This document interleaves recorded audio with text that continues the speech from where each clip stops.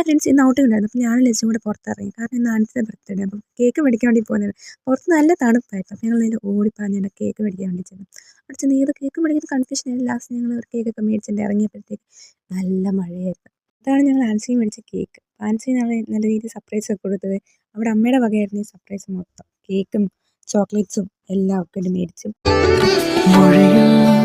പടരും ചിരിയ അറിയാതലിയും പരിഭവമലരേ നിഴലായി കണിമലരിതളായി ഒഴുകും തിരയായി അല തന്നിറമായി ഞാൻ പാടും പാട്ടുകളുടെ ഇടത്ത് കുയിലായി നീ മൂളും എതിർപ്പാട്ടിൻ താളത്ത് പതിവായി ഞാൻ പാടും പാട്ടുകളുടെ ഇടത്ത് കുയിലായി നീ മൂളും എതിർപ്പാട്ടിൻ താളത്ത് ഒരു നേരമെങ്കിലും